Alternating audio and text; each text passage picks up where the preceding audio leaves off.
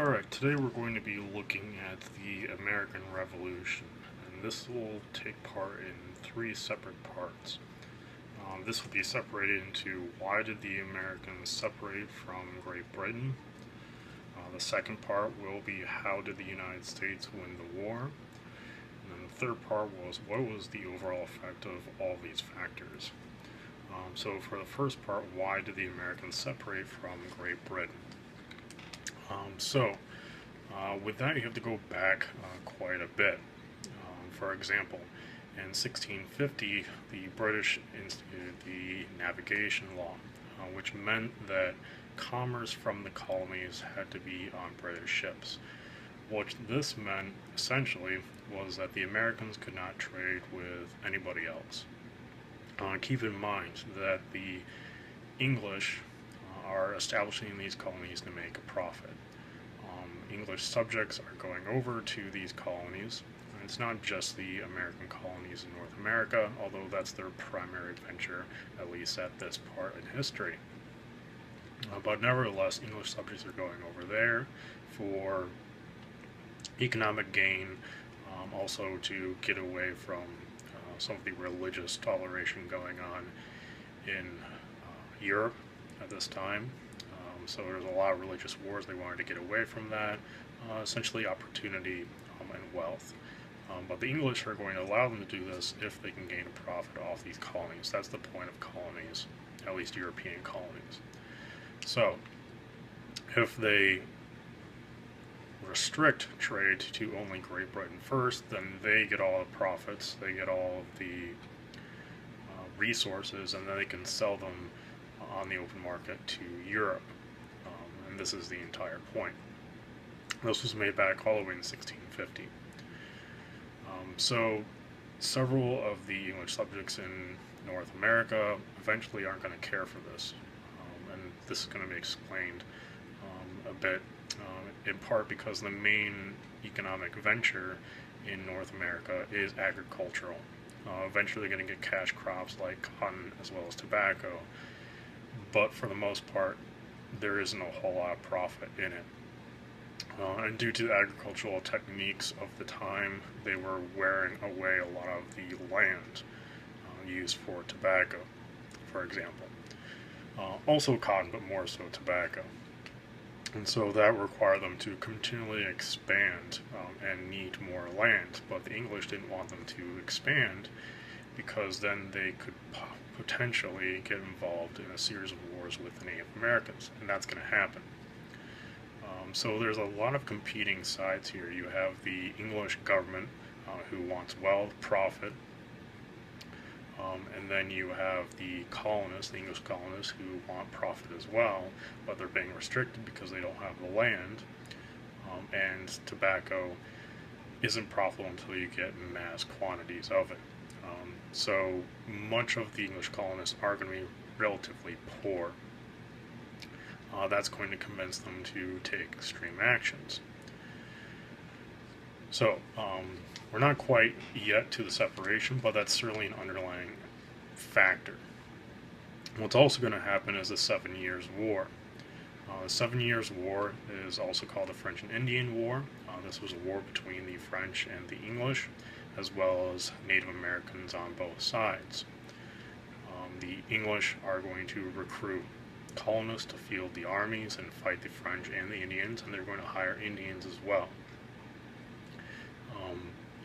There is also a series of wars also in the seas in India, so this really is an expansive, and you can actually say it's a world war.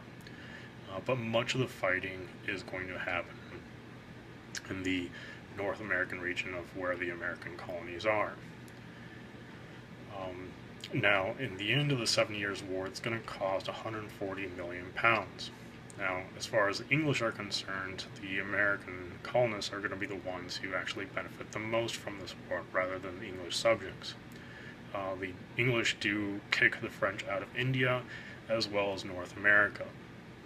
Now, what they do is they also have a demarcation line to where the English colonists cannot go beyond the Appalachian Mountains.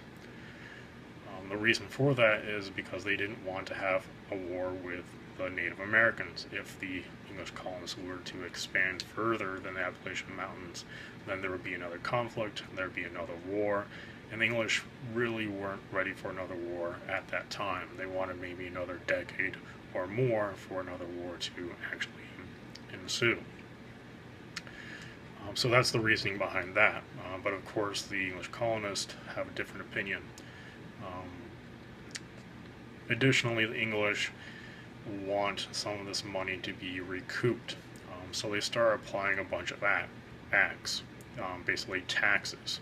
Now, this is certainly going to be at the forefront of some of the disagreements between the English colonists as well as the English over in Great Britain.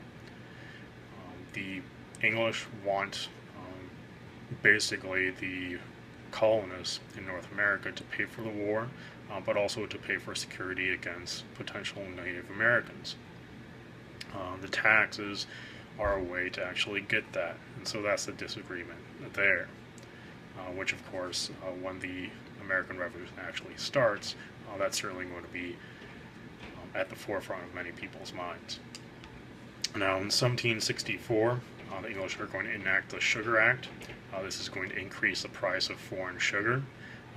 Now, the Spanish have control of the Caribbean, which is the main source of sugar. So that's going to be a huge amount of money that the English colonists in North America would have to pay. They didn't care for that whatsoever, but they put sugar in all of their tea. In 1765, you're going to have the Quartering Act. Now, the Quartering Act at this period of time is not where you have British soldiers being housed in American homes. That's going to come later. At this time, it's just that the colonies are required to feed and house British troops. It can be in a barn, it could be at a tavern, anywhere really in the colony. It really didn't have to be in somebody's home. But the English colonists didn't want to do that. They thought this should be more out of the income of the British Empire. They shouldn't have to pay extra taxes to house troops. Then in 1765, they're going to have the stamp tax, which was a tax on stamps. And stamps are going to be used on any sort of bill, any legal documents, any sort of trade, newspapers, marriage licenses. Pretty much everything is going to require a stamp at this period of time.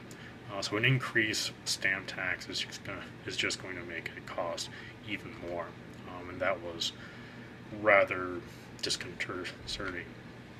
Now, if anybody actually violated any of these acts, the individual will have to be taken out of the American colonies and then go to England, where they'll be tried by a military court.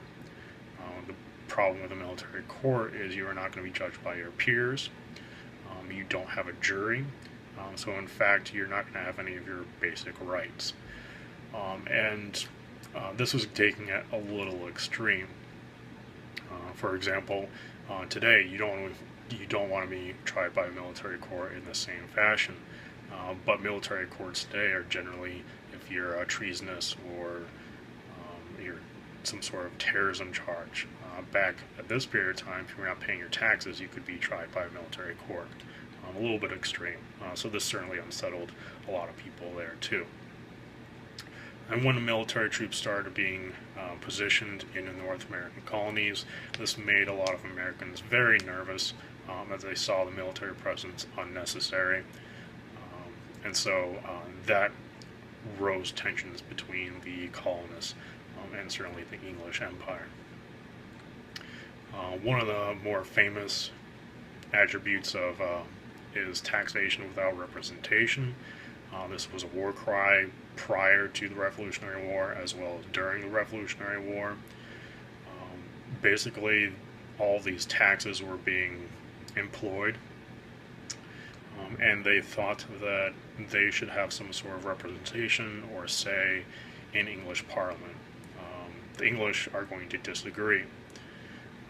what the Americans are going to claim is Parliament legislates the trade of the British Empire, but it cannot tax the empire.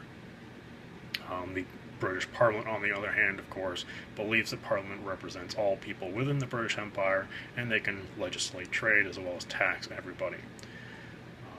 Americans did not have any representatives in Parliament, and so this is going to be one of the major notes on contention between the Americans and the English. Now, this is rather ironic because the Americans are going to be claiming that they're being taxed without representation, but even in their own governments and later in the American government with the United States Constitution, indentured servants did not have any rights, slaves did not have any rights, frontier settlements didn't have any rights, and women didn't have any rights. So it is a little ironic, but nevertheless it becomes very popular at this period of time. So that's another problem going on between the English and now the American colonists. The colonists are going to try come to amends with the British Empire by calling the Stamp Act Congress. In 1765, there was a Congress of 9 colonies that drafted a statement of protest against the British Parliament. It did not have any effect. Basically, it was read in front of Parliament and everyone forgot about it. They just ignored it. This was an attempt by the Americans, though. What was far more effective was the non-importation agreement. Basically, this is going to be the first time all 13 colonies are going to be united under one cause. Basically, all 13 colonies agreed to not buy any British goods whatsoever. So what that means is they're not going to buy any manufactured goods, they're not going to buy any food, or any other goods that they would necessarily need from Britain. So, what did that do? Well, it had a great impact on England.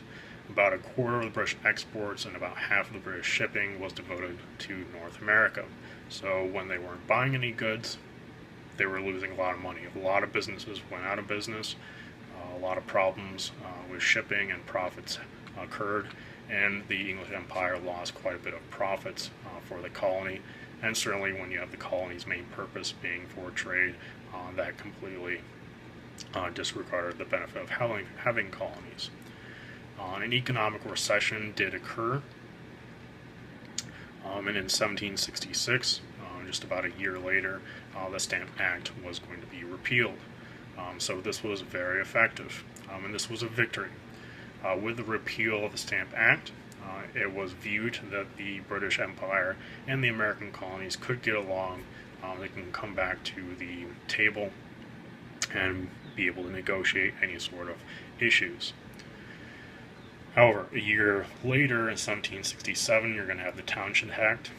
This is going to have an import tax on glass, lead, paper, paint, and tea. This is going to be great impact because everybody in North America, as well as England, drinks tea.